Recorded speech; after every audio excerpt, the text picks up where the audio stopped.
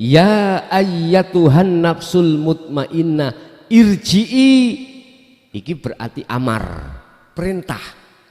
Nek perintah berarti belum dilakukan. Irji'i baliyosiro, berarti ada kalimat perintah, dia itu disebabkan karena belum berangkat. Irji'i baliyo, kok umpama sudah berangkat gak mungkin muncul berangkat toh. Olehnya muncul asbabun nuzul ayat ini irji'i karena jiwa itu belum berangkat.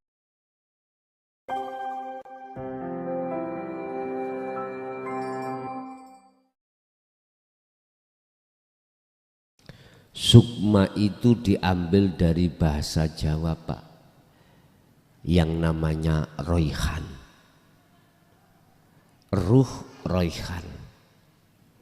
Sukma itu sesuatu, atau roihan itu sesuatu yang ada kaitannya dengan akal. Bahasa tempat berarti di otak ini, angen-angen. Angan-angan tamani kita.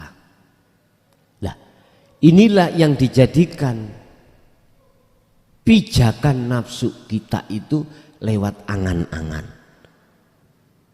Nafsu pasti akan menghadirkan sesuatu itu dalam angan-anganan diri kita, seakan-akan angan-angan itu kekal. Bagaimana caranya nafsu menjadikan kita beriman kepadanya? Dilewatkan angan-angan itu, seakan angan-angan itu yang kita angan-angan, harapan itu betul-betul kekal. Ini tidak jauh berbeda dengan ketika saat terjerumusnya Nabi Adam oleh Ajazil tersebut, dikasih angan-angan. Khuldi itu maknanya kekal. Adam, jadikan aku penasehat kamu. Isinya nasihat khuldi itu kekal. Barang siapa yang makan maka dia akan kekal. Kita ditampilkan oleh nafsu tentang duniawi apa, seakan-akan kekal. Seakan-akan itu sesuatu yang terpenting. Hayatat dunia iku mata, sesuatu kesenangan yang bersifatkan menipu alias fatamur gana. Kalau Allah memberikan nadhir, memberikan pitutur terhadap peringatan terhadap kita seperti itu. Tapi dibikin nafsu, bagaimana caranya? Itu tidak bujuk, tidak menipu, tidak fatamurgana. Wong nyatanya ada dan iya. Bapak Ibu, kalau jasmani boleh saja. Yang tidak boleh dan rohani. Jadi si nafsu itu memaisi atau membiaskan itu terhadap roh, bukan terhadap jasmani, Pak. Ruh. Bagaimana hati jenengan, ruhanian jenengan itu tergiur. Padahal tugasnya rohani hanya satu. Illa liya'budun. Boleh saja secara jasmani kita itu meraih pangkat jabatan atau kemewahan duniawiyah yang setinggi-tingginya, silakan. Syekh Abu Hasan As-Sadzili aja seperti itu kok, Pak.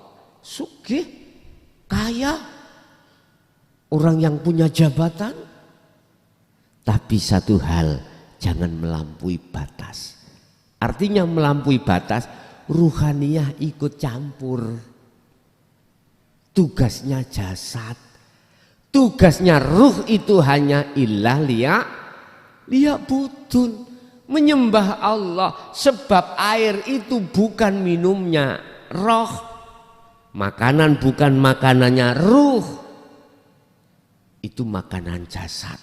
Ini minumnya jasad. Makanan dan minumannya ruh itu apa, Pak? Ilmu, amal, istiqomah, takwa kepada Allah. Itu akhirnya bisa melaksanakan penyembahan yang benar. Dikatakan nyembah yang benar, fa'budu, yang dikatakan hadza siratum mustaqim, jalan yang lurus, adalah yang menyembah iku bertemu yang disembah. Entah tempatnya dimanapun, di aktivitas sholat silakan, di luar aktivitas sholat silakan. Wong aktivitas, nama-nama aktivitas itu sesungguhnya itu kesebut thariqah toh Pak. Itu jalan. Ilmu untuk memahami tentang jalan itu disebut syariat. Lah tujuan disebut hakikat. Lah tujuan kita sholat itu apa? Bertemu Allah. Tujuan kita makan bertemu Allah. Tujuan kita kerja bertemu, disebut illa liya'budu, nyembah. Jadi nyembah yang benar itu yang menyembah harus bertemu yang disembah. Tamu yang sukses adalah tamu bertemu terhadap yang ditamoni. Cara kita itu ke rumahnya si A, dikatakan kita itu sukses ketika kita sudah sampai ke rumahnya si A dan bertemu si A. Inilah yang dimaksud menyembah yang benar itu di situ. Kita dikatakan sukses mendatangi undangan Allah pada kala kita bertemu yang ngundang kita. Kembali kepada sukma, angan-angan. Ya ini Pak yang dijadikan nafsu sebagai loncatan untuk menggoda ruhaniyah. Akhirnya ruhaniyah kita jatuhnya pada angan-angan. Cintanya kita pada angan-angan. Angan-angan isinya ya dunia ini loh Pak, dunia ini. Padahal Allah katakan ad-dunya mataul ghurur. Wis gak percaya blas. Kita gak akan percaya. Justru kita akan percaya terhadap penasehat kita yaitu nafsu yang ada di angan-angan tadi. Akal itulah yang disebut sukma Pak. Terus perbedaannya dengan nafsu itu dengan ruh itu apa? Ruh itu tempatnya bahasa fisik hati, sukma tempatnya bahasa di angan-angan berarti di akal. Ini semuanya tiap saat dan waktu akan tabrakan Pak. Ini yang kula maksud antara sifat basariyah lewat angan-angan itu duduknya nafsu nafsiyah dan amarah. Ya, terus kalau ruh hati ini adalah duduknya di sifat basiroh berarti nafsu lawamah dan mutmainnah. Ada yang menerjemahkan gini Pak. Ruh iku ya Allah. Sebab kalau nggak ada ruh ya Anda tidak akan pernah sampai di sini, nggak akan pernah bergerak. Kan dikatakan gerakmu itu sing gerakkan Allah. Lah terus ya roh itu Allah. Katanya Allah itu di dalam dan di luar, berarti roh itu adalah Allah. Ada yang berpahaman seperti itu. Cuman aku tanya. Yang disebut laisa kamislihi syai'un itu sesuatu yang kau tidak bisa memberikan nama. Sesuatu yang kau tidak bisa menyebut. Sesuatu kau yang tidak bisa menyamakan dengan sesuatu yang lain. Kalau yang kau maksud roh itu Allah, itu nama, aku setuju. Kalau yang kau maksud itu roh adalah maksud Allah di dalamnya yang disebut laisa kamitslihi syai'un, kurang setuju. Tapi kalau majas, monggo. Kalau majas itu tidak jauh berbeda dengan begini, Pak. Air itu tadi kan saya katakan bisa mendatangkan, menurut akal, mendatangkan rasa seger, bisa menghilangkan rasa dahak. Sebab menurut akal kalau tidak minum gak terasa seger, dahaga masih tetap ada, masih dahaga terus. Iku akal jawab. Kalau ini sampean jadikan majasnya Allah, majasnya laisa kamitsli syai'un, nggak apa-apa.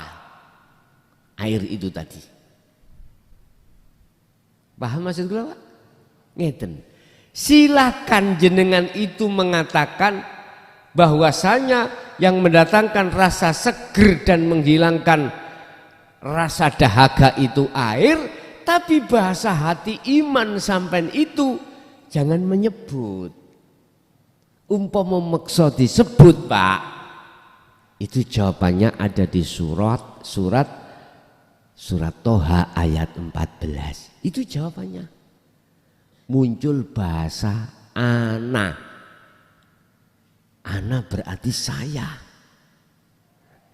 Ya saya itu maksudnya yang kamitslihi syai'un. Tapi ana jangan dikeluarkan. Kalau sampai keluarkan secara dohir, bermasalah. Ayo, gak percaya bermasalah. Minggir. Aku Allah liwat. Coba. Masalah mboten? Masalah. Iya. Padahal itu kebenaran yang ada di dalam. Akhirnya orang lain mengatakan bagaimana? Anta majnunun. Panjenengan iki dikatakan orang gila. Ya sudah. Sekarang sederhana aja. Ikuti sistem wasilun seperti Rasulullah. Secara dohir tetap kita mengatakan air. Tapi kebenaran di dalam hati iman jenengan tetap Allah. Jadi perbedaan antara sukma dan ruh.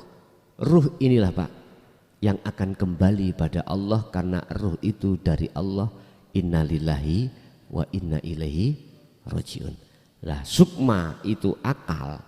Mohon maaf, ini ada kaitannya dengan otak kita. Ini akan menumbuhkan satu angan-angan yang disebut tamanni. Apa? Sesuatu angan-angan yang tidak mungkin terjadi. Karena itu maghrur. Bukan terjadi secara syariat, ini bukan. Kita menganggap bahwasanya dunia ini kekal. Itu adalah tiupan nafsu di dalam diri kita. Justru yang kekal itu Allah, mestinya gitu. Akhirnya kita dengan cara diplesetkan nafsu seperti itu, yastakhibunal hayata dunya, otomatis alal akhirah akan melalaikan yang kekal sebenarnya. Itu sudah, Pak, itu memang nafsu cara kerjanya memang seperti itu. Nah ini ada muncul lagi nama jiwa. Apa perbedaan antara ruh dengan jiwa? Atau dalam bahasa Quran disebut nafsu. Nafsu.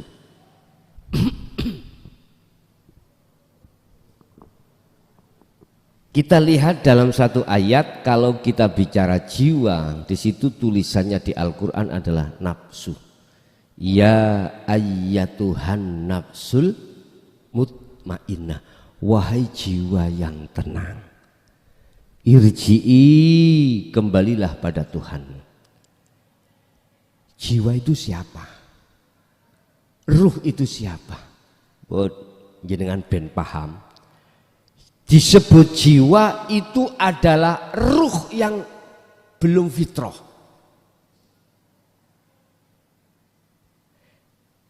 Disebut jiwa nun vaksin artinya kan diri, ya dah. Engsun diri sebetulnya diri, nafsiyah, kedirian. Di dalam diri kita itu sebagai makhluk belum fana, akhirnya disebut jiwa. Ada jiwa yang tenang, ada jiwa yang tidak tenang. Di dalam sifat basariyah itu ada istilah nafsu nafsiyah dan amaroh. Nafsiyah dan amaroh ini masuk sifat basariyah. Kembali lagi, inilah yang diduduki ayat innan nafsa la amaratum bisu, ngejak elek. Tapi ayatnya Anda teruskan ilama rohima Robbi, ada nafsu yang dirahmati. Yang itu disebut sifat basiroh, di dalamnya lawamah dan mutmainah. Lawamah itu karakternya adalah getuni kelakuan yang jelek-jelek itu, akhirnya sadar, masuklah dia masuk di dalam taubatan nasuhan. Kalau sudah masuk di taubatan nasuhan, namanya mutmainah, dipanggil Allah, kembali kepadanya. Lah, disebut nafsu mutmainah karena roh yang belum fitrah, masih terbelenggu dengan selain Allah. Makanya disebut ya ayyatuhan nafsul mutmainnah irji'i. Iki berarti amar, perintah. Nek perintah berarti belum dilakukan.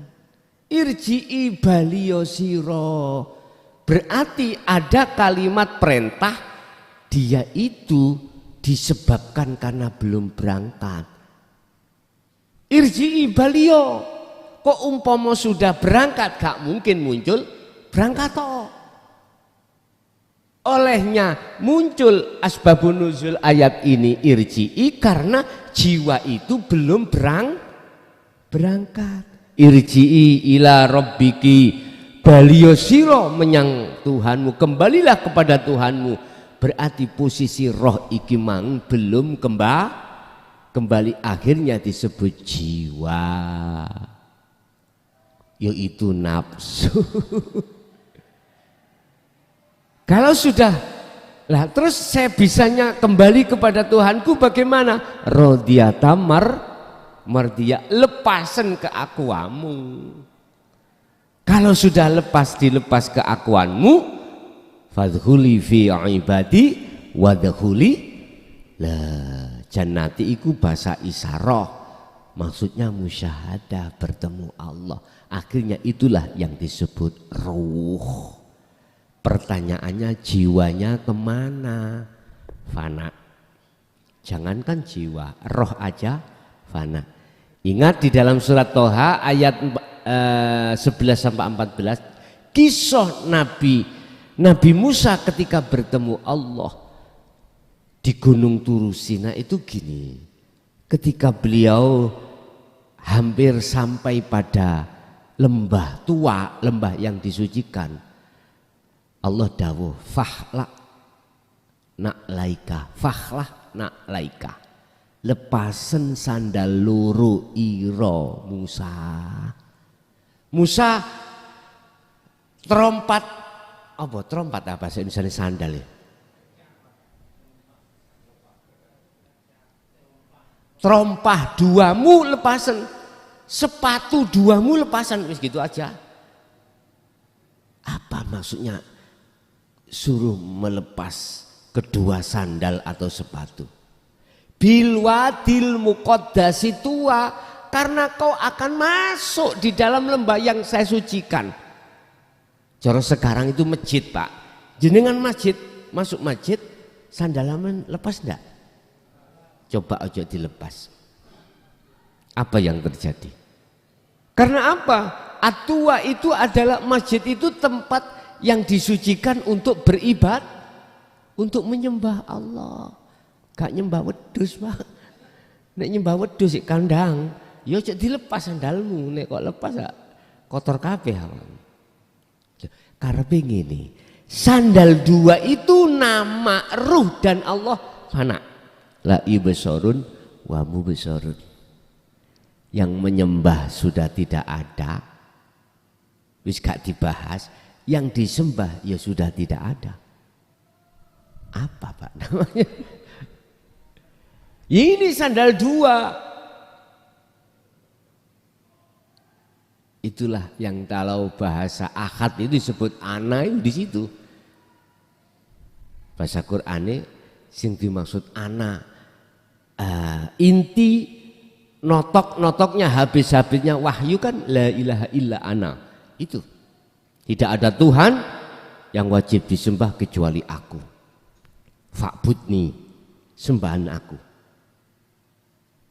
Aqimis sholah, tegakkan sholat, lidzikri, supaya ingat padaku. Nek sampean sholat, nek gak ingat Allah berarti belum saya katakan sholat. Belum. Mbuh dikatakan apa? Sebab dikatakan sholat kalau hatimu hanya ingat pada Allah. Miturut surat Toha ayat 14. Jadi kemanakah jiwa itu? Lepas. Sudah namanya tadi roh berarti fitrah sudah. Ini pun nama roh juga fana sudah. Ini ada lagi.